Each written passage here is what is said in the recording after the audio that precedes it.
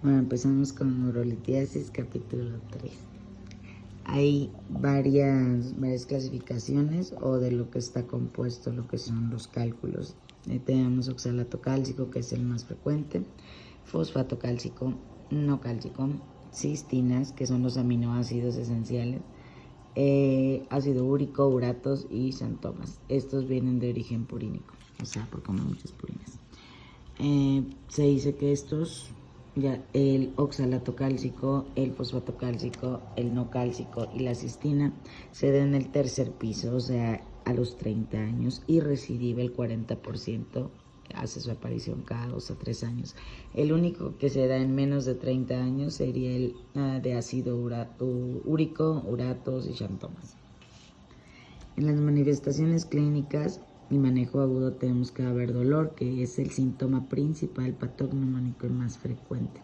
¿Por qué? Porque va a haber una dilatación de la vía urinaria por la obstrucción de los cálculos que hay en los uréteres. Una vez que nosotros tengamos una obstrucción de uréter y que tengamos el dolor, prácticamente nos está diciendo que va a haber un cólico renal, una crisis renoureteral o una crisis renoureteral, donde el dolor se va a ir hasta la ingle y los genitales. Dolor empieza acá donde está el cálculo y va a irradiar a lo que es los genitales y no cede con el dolor. Si llega a lo que es la ingle, estamos hablando que ya está en uréter.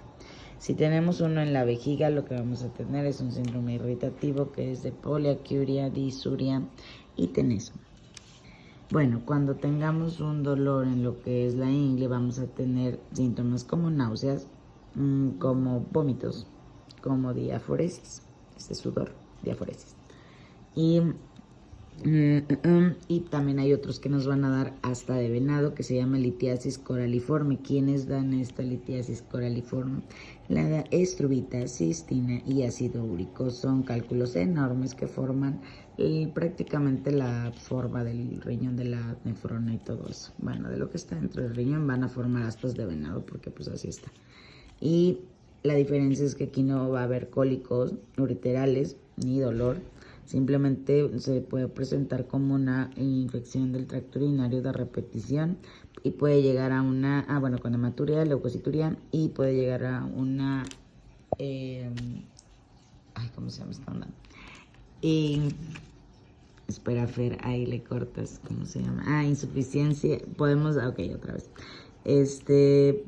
En esta no va a haber cólico, va a infección del tracto urinario de repetición, hematuria, leucocituria y va a haber insuficiencia renal. Puede haber insuficiencia renal terminal.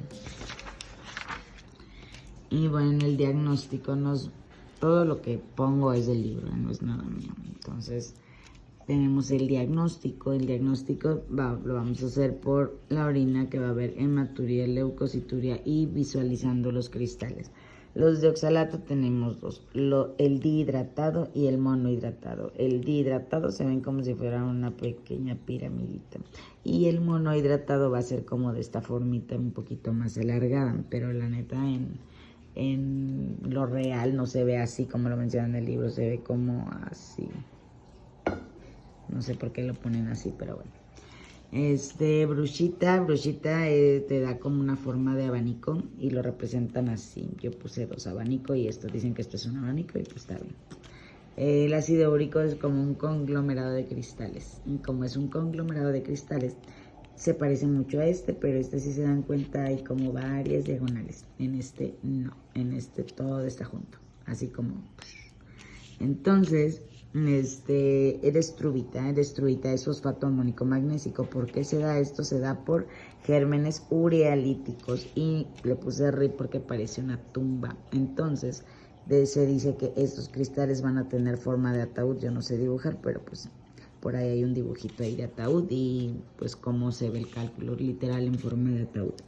Y los de cistina, que es, acuérdense, del 1 al 3%, o sea, los menos frecuentes, tienen aspecto acaramelado, más forma hexagonal.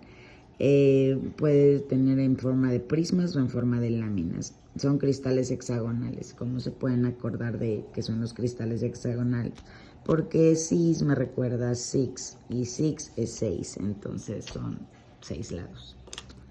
Y bueno, también dice que el 90% en una radiografía se pueden ver en el 90% de los cálculos, puedes verlos. ¿Por qué? Porque son radioopacos y recordamos que opaco se ve blanco y luz, todo lo contrario, es oscuro.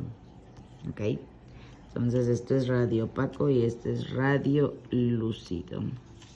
Y pues el único que no se va a ver en las placas de abdomen va a ser el ácido úrico. Bueno, en las placas que se tomen para buscar cálculos no se va a ver el ácido úrico, pero los demás sí. Y en la urografía, ¿qué va a aportar una urografía? La urografía va a aportar lo que es morfología, de todo el sistema funcional y los cálculos, si son radiotransparentes o radioopacos. Para hacer la urografía necesitas contraste de yodo y no se puede usar en personas alérgicas al contraste de yodo. Si tienes una creatinina más de 2, si tienes deshidratación y tienes mieloma, no se pueden.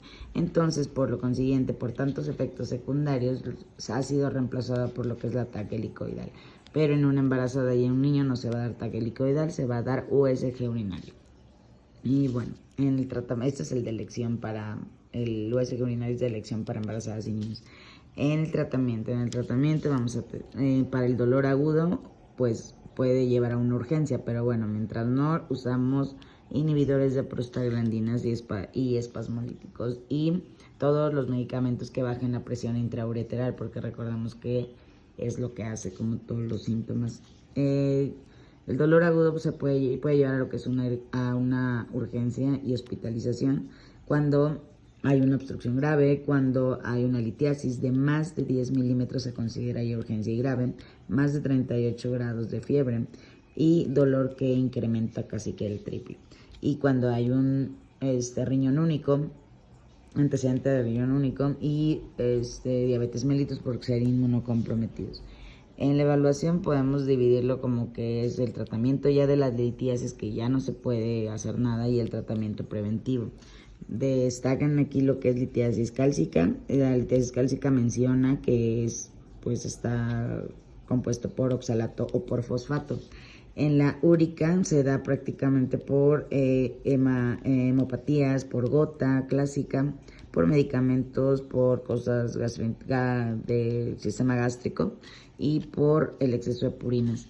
La litiasis cistínica se da porque hay cistinuria, entonces por eso se forman los cálculos.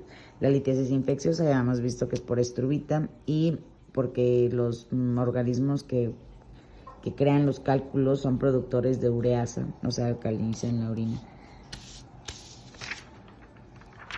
Okay. Y en la litiasis cálcica mencionan que las causas son todo de aquí para acá es sería hipercalciuria, que sería la idiopática, hipercalcemia secundaria. Cuando es hipercalciuria es idiopático, cuando es hipercalcemia es secundario.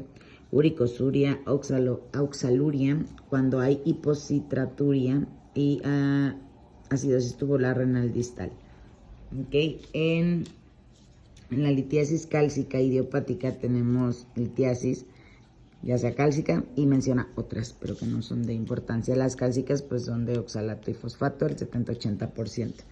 Y las causas de hipercalciuria son absortivas, o sea, que tiene un exceso de calcio, de aporte, de síndrome de Burnet, hipervitaminosis D, idiopática y sarcoidosis. Y en las resortivas tenemos hiperparatiroidismo, tumor, algún tipo de tumor, enfermedad de Payet y Cushing. Y en las renales pues tenemos la acidosis tubular distal y pues la idiopática. Y en el estudio metabólico, ¿a quiénes vamos a mandarle estudio metabólico? Dice que hay que mandarle estudio metabólico a personas que presenten litiasis en edad temprana, cuando la litiasis es bilateral, cuando tienen un riñón único, cuando es una litiasis recidivante, nefrocalcinosis y cuando son litiasis coraliformes. En la litiasis cálcica también se dice que es de origen desconocido, que es la más frecuente. Y la más frecuente es la de hipercalciuria idiopática, que es, pues vamos a encontrar mucho calcio en la orina, más de 300 miligramos en 24 horas. O para mujeres 250 miligramos en 24 horas. Y esto se trata con tiazidas. ¿Por qué con tiazidas? Porque disminuye el calcio, y al disminuir el calcio baja lo que es, bueno, combate lo que es la litiasis. Combate. Ok. Y en uricosuria es cuando tenemos ácido úrico en la pipí, más de 800 miligramos en 24 horas para hombres y 750 miligramos en 24 horas para mujeres. Que hay litiasis úrica y cálculos de calcio. Los cálculos, la litiasis úrica es un factor de riesgo para tener cálculos de calcio, eso menciona. Y menciona algo como en un recuerda del libro, que el hiperparatiroidismo primario, la causa más frecuente es que tengamos una hipercalcemia en pacientes ambulatorios, pero que en pacientes hospitalizados el hiperparatiroidismo primario no es por hipercalcemia en hospitalizados, generalmente es por algún tipo de cáncer tumor. Y bueno, todo esto de hiperuricosuria se da por purinas en exceso de ingesta de purinas. Y bueno, en la hiperoxaluria es cuando tienes 40 miligramos en 24 horas. ¿Por qué se da esto? Porque hay un exceso de vitamina C por enfermedades crónicas, pancreatobiliares, o mala absorción de ácidos grasos, o que tengas un déficit de calcio. También puede ser de origen primario, que es una enfermedad autosómica recesiva, y pues prácticamente se puede ver como que hay una afectación en el riñón, y se puede ver la litiasis en la radiografía. Se dice que el primario pues no tiene un tratamiento específico, pero que lo que han usado y medio ha servido es la piridoxina o trasplante renal. Y también se puede dar por una toxicidad de etilenglicol y metoxiflurano. Y bueno, todo esto, lo que es la hiperoxaluria, se trata con colestiramina, con ingesta baja de grasas y con corrección de la mala absorción, si es que hay una. En la litiasis úrica tenemos lo que es el urato monosódico, urato amónico, y aquí se dice que hay dos tipos de pH. Se mencionan que hay un pH 5, o sea, ácido, y un pH 7, alcalino. Entonces te están explicando que el 5, que es ácido, tiene menor solubilidad de la urea, entonces, del ácido úrico, y nada más pues tiene de 100 miligramos por litro. Y que cuando tienes un pH alcalino, pues tienes la solubilidad para 1580 miligramos. ¿Qué quiere decir esto? Que pues es mejor que tengas un pH alcalino que un ácido, porque si tienes un ácido no puedes hacer la disolución, y por eso se forman los cálculos. Entonces, bueno, tenemos lo que es el ácido úrico. El ácido úrico pues prácticamente no va a ser soluble porque tenemos un pH ácido. Entonces, ¿cuál es el tratamiento? Citrato potásico o citrato sódico o bicarbonato sódico. O bien acetazolamida 250 miligramos al día más alopurinol si estamos hablando de ácido úrico, que es ya grave o de moderado a grave. Ya no se usa nada más citrato, acetazolamida, ya se usa alopurinol si es alta. Y pues subir el pH, o sea, alcalinizar. Y bueno, en hipocitraturia es cuando tenemos menos de 300 miligramos en 24 horas. ¿Por qué se da esto? Por anomalías urinarias, por dieta proteica, por hipocalcemia y por infección de tracto urinario o por enfermedades intestinales. La causa más frecuente es el hiperparatiroidismo primario, que nos da una hipercalciuria. Entonces, si hay mucho calcio, pues obviamente va a haber mucho calcio y vamos a tirar calcio. Y bueno, en acidosis tubular distal tenemos que es autosómica recesiva, que impide el paso de los hidrogeniones, o sea, el ácido. Y como no hay paso de ácido, entonces no vamos a sacar ácido en la orina. Y como no vamos a sacar ácido en la orina, vamos a tener una orina alcalina y una eliminación de calcio.